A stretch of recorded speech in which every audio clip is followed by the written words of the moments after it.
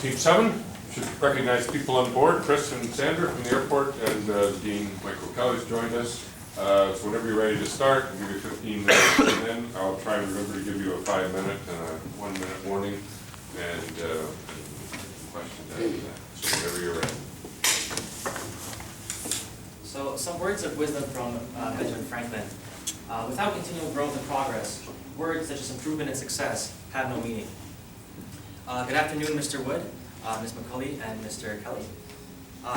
My name is Roman. My team here is Davis, Aaron, Mayu, Nicole, and Sienna. So last Thursday, you shared with us some of the key challenges facing the organization, namely that local flyers are not choosing your airport, even though it's so close and so convenient.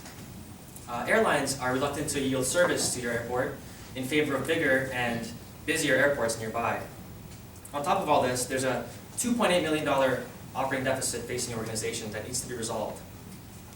So after a thorough analysis of the data that you provided our team with, and an in-depth look at your internal and external environment, we are pleased to be here today to share with you our recommendation we call the YKF strategy. So the YKF strategy consists of 2 pillars. The first is called the Tech Triangle Solution, which basically aims to bootstrap the demand and supply to your airport in a long-term sense. The second pillar is called the Cradle-to-Cradle Solution, and this aims to make better use of your land and existing hangar space to actually provide some revenue. Together, these two will not only meet your $2.8 million operating deficit, but also facilitate the long-term and sustainable operation of your business. So in deciding what the most attractive market for YKF to pursue would be, we segmented based on desire for convenience and the willingness to pay. And we feel that YKF's most attractive market would be those who possess the highest desire for convenience. So those would be your business travelers and your businesses and corporations. So the difference between the two is that the business travelers generally have a higher willingness to pay, as they are not the ones who oftentimes take on the expense, and the cost of their trip is often expensed back to the company. Therefore, the business and the corporation, we believe, have a relatively lower willingness to pay. And so our recommendation is that YKF target the businesses and corporations through loyalty programs, which I will talk to in just a moment. We believe that these are the most attractive markets for YKF to pursue. So we just talked about how important convenience is for YKF, and so this was definitely an asset that we leveraged in our recommendation, which is something that YKF has over all of the other regional international airports. So another really important relationship that our team and I analyzed were the demand and supply relationship. So as you told us, YKF faces a situation where demand and supply are interdependent. So one can't happen without the other, which puts YKF in a bit of a lockhole. So our recommendation is that YKF focus on the demand, so the first part of this relationship. So how can we focus and create demand, which will in turn lead to supply? So this brings us to the first pillar of our recommendation, which was the Tech Triangle Solution. So there's 4 components to this solution. So we'll start with the first one, is the Tech Triangle Flyer Loyalty Program. So this program, we hope that we can target those price-sensitive companies and businesses with frequent flying incentives and discounts for the more travels that they make. And also, we believe that this is really important in creating a network and community within the region of understanding the needs of businesses and corporations and seeking these needs through personal selling and understanding them so that we can reach out to them for future initiatives and such. The Travel Bank is essentially a way for businesses to pledge funds for a new route in the future. We've done extensive research and found this has been tremendously successful for many, especially regional airports. So just to give you an example, a regional airport in Eugene, Oregon, they faced a very similar situation to YKF in the sense that they had 4 flights and they were unable to attract any new airlines. But it wasn't until they implemented a travel bank that airlines were very incentivized by the fact that the demand was coming straight from the consumers themselves, and as businesses were pledging up to $2.1 million for these travel banks. So it was greatly successful for many regional airports. Code-sharing is something that we proposed between American Airlines and WestJet. Essentially, how code-sharing works is that one airline will help sell tickets for another with incentive. So we believe that a big opportunity for YKF lies in the Chicago flight, the current American Airlines flight to Chicago. So essentially, WestJet would help sell these Chicago flights for American Airlines, but the incentive for WestJet is that they'll receive a portion of the revenue for every seat that they help sell. So it's a win-win situation for all the parties involved and the airport, obviously. We've done a lot of research on co-sharing, and it's very successful. American Airlines and WestJet actually already have 16 successful co-sharing agreements. So we believe that the next big opportunity for YKF would be the co-sharing agreement to fill the load factor on the current Chicago flight. Lastly, we believe that YCAF has a great asset of their charter flights business, and we feel there's a great opportunity to leverage this business.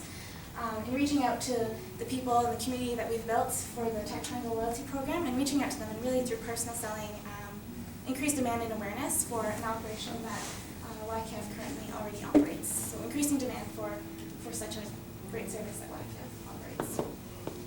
So you're probably wondering in all these solutions is who's benefiting from all of this. So as you can see, in each of these situations, we're targeting the businesses and the airlines, and all parties are benefiting from all this. And it goes without saying, but in each of these situations, YCAF is a benefitor in each of these programs. Now, Mr. Wood, let me talk to you about the cradle-to-cradle solution that we are proposing that YKF implement. It is basically a commercial airline salvaging program that YKF can leverage to eliminate its operating deficit. Now, here's how the operation works. Basically, YKF convinces airlines to bring their used planes over, we salvage it and sell it for them, and we split the revenue. Now, let me share with you a stat. Over the next 20 years, approximately 12,000 commercial aircraft will be retired by various airlines. This presents a really good opportunity for YKF to enter into the airplane salvaging business as, one, it leverages our existing resources such as our land and our hangars, so the investment involved are relatively minimal. Another reason that YKF should get into the salvaging business is that currently in Ontario there are no other salvaging businesses in Ontario, so it's a great opportunity for YKF to, they're in a great position to take the market as the innovator. Now, in terms of the actual business, it will be run as a profit-sharing business with approximately 10% of the proceeds coming from salvage parts going to YKF. Now, on an average salvage operation for an average plane, it is expected that approximately $2 million will be generated from the sale of used and salvaged parts. For example, the engine, the seats, the electronics, and as well as the scrap metal. Now, we believe that this is a great opportunity for YKF to get into as, again, 10% of $2 million is approximately $200,000. So per salvage operation, we expect YKF will earn approximately $200,000 in pure profit.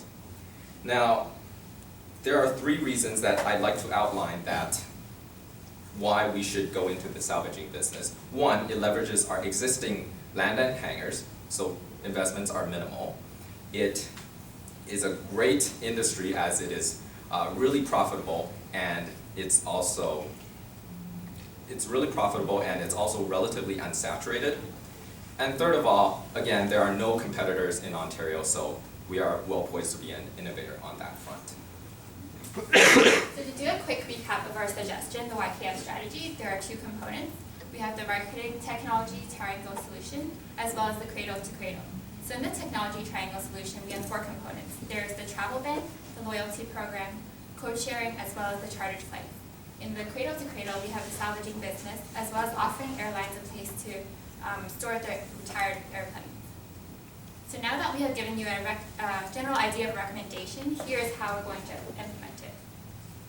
In the short run, YKF will have to alter its existing organizational structure so that it can share its human resources between the 2 business operations. This is mainly the primary airport business and the new salvaging business. Chris Wood will act as the liaison between the 2 business operations, including the key business divisions, with the help of the administrator.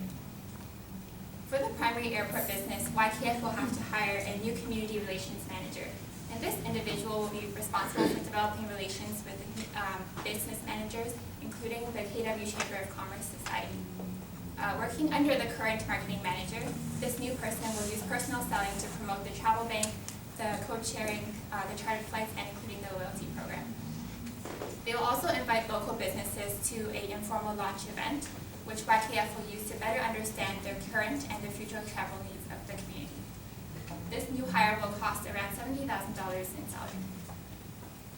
Now, with the cradle-to-cradle solution, YKF will be experiencing a workforce expansion through a permanent business manager as well as 2 aerospace engineers and 20 general laborers on a contractual basis. Now, the total amount of salary for this new team will be around $170,000 per salvage operation project. And specifically looking at the business manager, they will be earning $4,000 per project that they bring in. With 10 potential projects per year, that's an extra $40,000 of income that they can earn, and we feel like that's a huge incentive for this individual to perform at a very high level and achieve the results that we're looking for.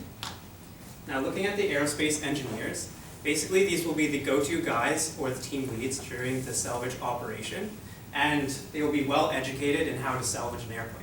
The 20 general laborers will be working underneath them and basically be the ones getting their hands dirty salvaging the aircraft. Now, you may be wondering why we're hiring them on a contractual basis. Now, we feel that even though we have a huge incentive for our business manager to bring in as many salvaging projects as they can, we don't feel that it's feasible for them to bring in 10 projects in the first few years of this operation, just because these relationships take time to develop.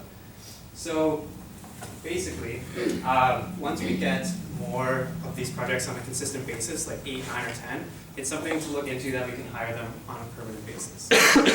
Now, moving on to the business manager themselves, basically they'll be making purchase decisions such as the excavator for the salvage project, which is the largest capital expenditure, as well as attracting the airlines and the airplane owners. Once they become customers, they will also be retaining them and selling the salvageable parts that come through the salvage project. Now, this is a lot to do for one person, so we've given them a sizable expense account to be able to develop and nurture these relationships into the long term. As well, we feel like this business manager will be able to sell this cradle-to-cradle solution very well. It's a mutually beneficial project that gives both sides profits and turns these used airplanes that are just sitting around and gives them a value in new airplanes. So now to look a bit into the financials. As you can see, the green line is a representation of your current operating deficit, which is at $2.8 million. The red line is an indicator of the expected revenue and profits that we can get from the salvaging business, while the blue line is what we expect to earn from increasing the demand and thus the supply. As you can see, we expect our operating deficit to be covered in the year 2021. A few key assumptions were involved in these calculations, the first of which is that the salvaging business will grow at a rate of 1 additional plane being salvaged per year. Now, what you might find is that this is a bit of a conservative approach, as this is a new market and you should be able to grow at a much faster rate. The second assumption that we made is that the supply will increase as a result of the demand program. In the unfortunate event that the supply is a bit more resistant, we have included a contingency in our report, which you have, and you can find the new financials for that in Exhibit Q. The third assumption that we have made is in calculating the present value for each of these projects that we're recommending. We've used a 1.75% rate to find out how much the values are worth today, and the Tech Triangle solution today is valued at $15 million, while the Cradle-to-Cradle program will generate for you $11 million. And this is such a high rate of return as both projects require very little capital investment, and thus the returns are even higher for you. So this concludes our presentation, and what we'd like you to remember is that our recommendation is of twofold: the Tech Triangle solution and the Cradle-to-Cradle program. The Tech Triangle solution is focused on generating demand and awareness for your airport, while the Cradle-to-Cradle program allows you to operate as an independent business that is not dependent on any government subsidies. That concludes our presentation, and we'd like to open the floor to any questions.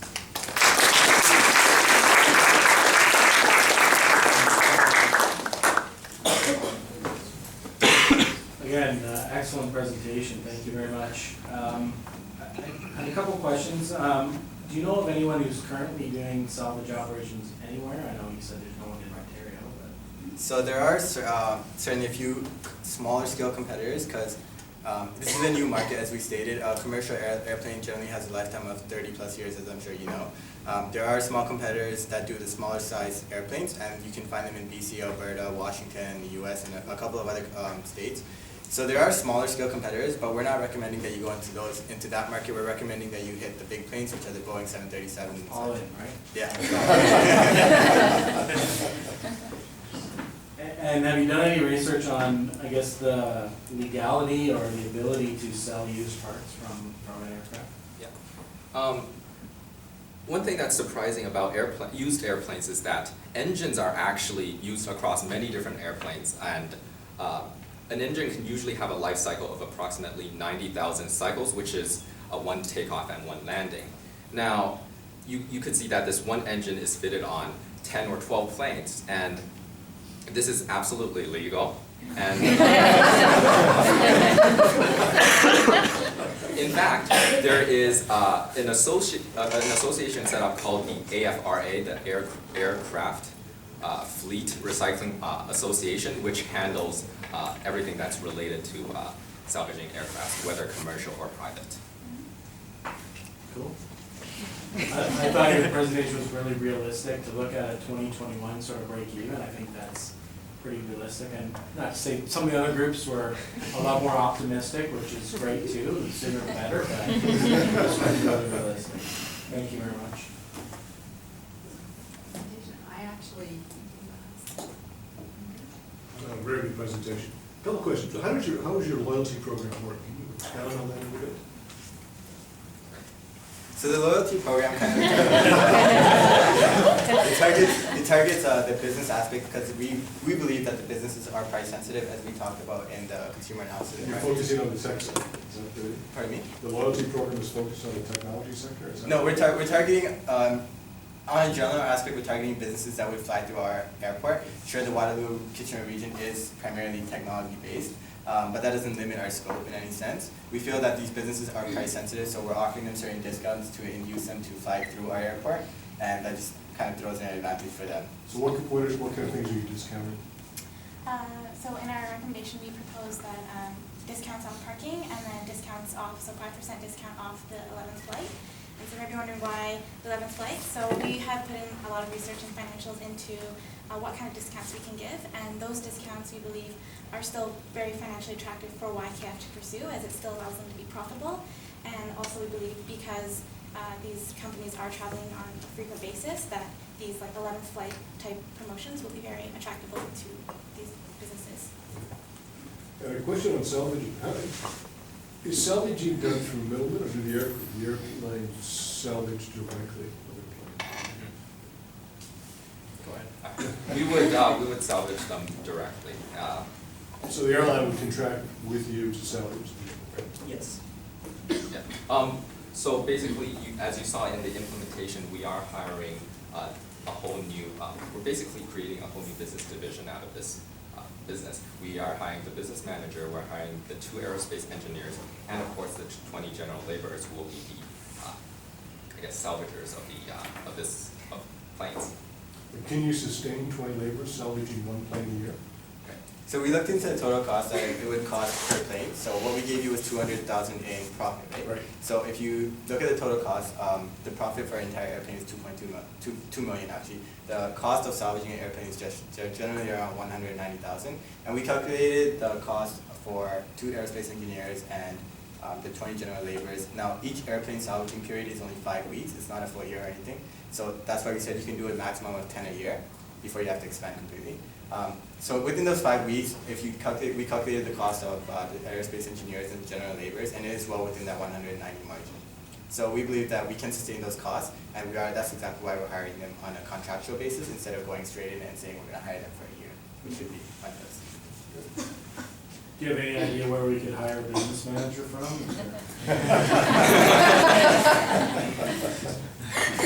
But we're all looking for quality. I'm well aware. That's it. I think great job.